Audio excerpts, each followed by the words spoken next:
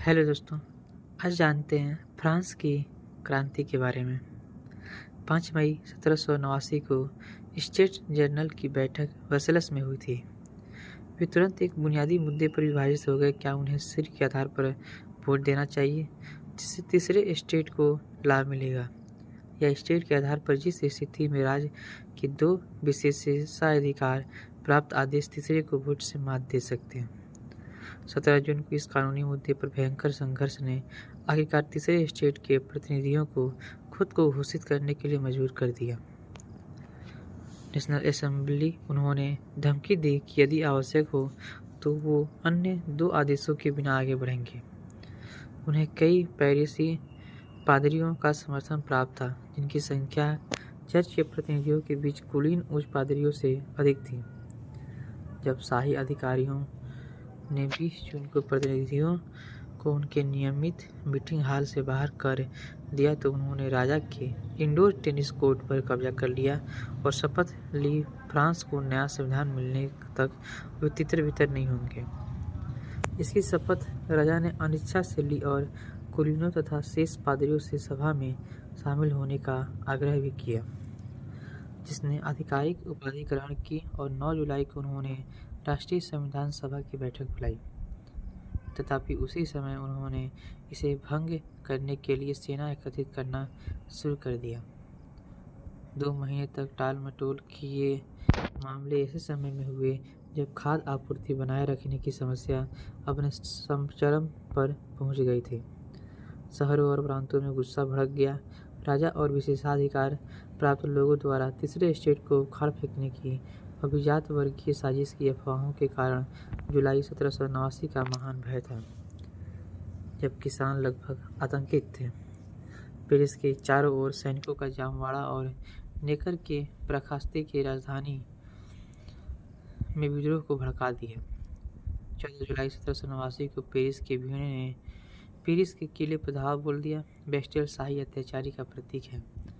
फिर से राजा को झुकना पड़ा। पेरिस जाकर उन्होंने तिरंगा काकेड पहनकर लोगों की संप्रदा के प्रति अपनी मान्यता दिखाई थी। प्रांतों में जुलाई के महान भय ने किसानों को अपने स्वामियों के खिलाफ उठने के लिए प्रेरित किया। कुलीन और पूंजीपतियों वर्ग अब डर गए। राष्ट्रीय संविधान का सभा को किसानों को रोकने का केवल एक ही तरीका दिखाई दिया।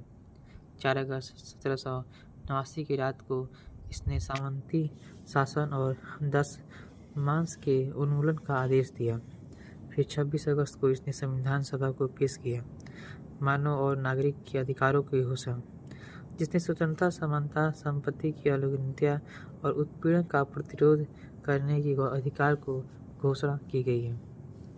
4 अगस्त के आदेश और घोषणा पत्र के ऐसे नवाचार थे कि राजा ने उन्हें मंजूरी देने से इनकार कर दिया। पेरिस के लोग फिर से उठ खड़े हुए और 5 अक्टूबर को वर्साय की ओर मार्च किया। अगले दिन वे शाही परिवार को वापस पेरिस ले आए। राष्ट्रीय संविधान सभा ने अदालत का अनुसरण किया और पेरिस में उसने नए संविधान काम करना जारी रखा। क्रांति द्वारा बनाई गई राजनीतिक संस्कृति में फ्रांसीसी आबादी ने सक्रिय रूप से भाग लिया। दर्जनों बिना सेंसर किए गए समाचार पत्रों ने नागरिकों को घटनाओं से अवगत कराया और राजनीतिक लोगों ने उन्हें अपनी राय व्यक्त करने की अनुमति दी।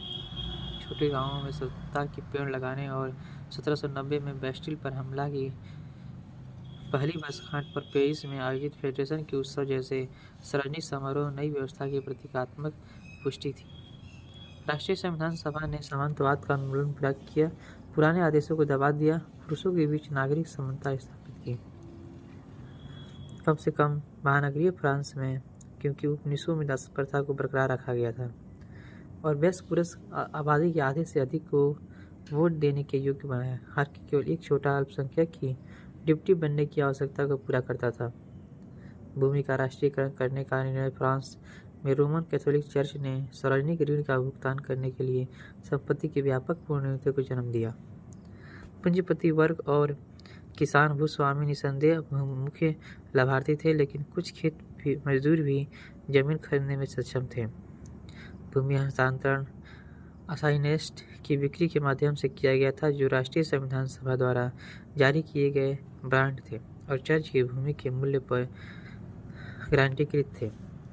हस्तांतरण पूरा करने के बाद बांड को वापस लिया जाना था, लेकिन 1 साल के भीतर अलग अलग मूल्य वर्ग के असाइनेंट्स को क्रांतिकारी मुद्रा के रूप में मुद्रित किया जा रहा था, जिसका मुद्रास्फीति प्रभाव पूर्वानुमान था। चर्च और उसके संसाधनों से वंचित करने के बाद सभा ने चर्च को पुनर्गठित करने का संकल्प किया। पादरी का नागरिक संविधान, जिसे पोप पायस 6 और कई फ्रांसीसी पादरियों ने अस्वीकार कर दिया था। इससे एक विभाजन पैदा हुआ जिसने साथ साथ होने वाले विवादों को हिंसा की ओर बढ़ाया। राष्ट्रीय संविधान सभा ने पुरानी व्यवस्था की जटिल प्रशासनिक व्यवस्था को खत्म कर दिया, जिसने फ्रांस को विभागों, जिलों, कैंटन और कम्यून में विभाजित करने पर आधार पर एक तर्कसंगत प्रणाली बनाई। हेलो दोस्तों, आज जानते हैं नेताजी सुभाष चंद्र बोस के बारे में। पूरा देश महान स्वतंत्रता सेनानी, क्रांतिकारियों, नेता, सच्चे देशभक्त सुभाष चंद्र बोस की 125वीं जयंती मना रहा था। स्वतंत्रता आंदोलन में उनके योगदान का कोई सानी नहीं है। वे एक साहसी और स्वतंत्रता के प्रति अति उत्साहित नेता थे। सुभाष चंद्र बोस श्रीमद् भगवद गीता से गहराई से प्रेरित रहे थे। इसी कारण स्वतंत्रता, समानता, राष्ट्रभक्ति के लिए उनके संघर्ष को भुलाया नहीं जा सकता है। नेताजी के लिए राष्ट्र सर्वोपरि था। मातृभूमि को अंग्रेजी से चंगुल से मुक्त कराने के लिए उन्होंने अपनी सेना आज़ाद हिंद फौज बनाने का रास्ता चुना। राष्ट्रभक्ति एवं स्वतंत्रता का संदेश जन जन तक पहुंचाने के लिए बर्लिन में फ्री इंडिया सेंटर की स्थापना और आज़ाद हिंद रेडियो की शुरुआत कर स्वतंत्रता आंदोलन को आगे बढ़ाया। इसमें अंग्रेजी, गुजराती, मराठी, बंगाली, पश्तो, तमिल, फारसी और तेलुगु में प्रसारित समाचार बुलेटिन व स्वतंत्रता आंदोलन से जुड़े कार्यक्रम प्रसारित किए गए। इसी तरह आज़ादी प्राप्ति की मुहिम को तेज करने के लिए यूरोप में भारतीय सेना का गठन किया गया। उन्होंने अखिल भारतीय फॉरवर्ड ब्लॉक नामक रणनीति इकाई की स्थापना भी की थी। सुभाष चंद्र बोस, जिन्होंने नेताजी के नाम से जाना जाता है, ये नारा दिया था कि तुम मुझे खून दो, मैं तुम्हें आज़ादी दूंगा, जो आज भी देश के हर नागरिक को, युवाओं के दिलों को अंकित करता है।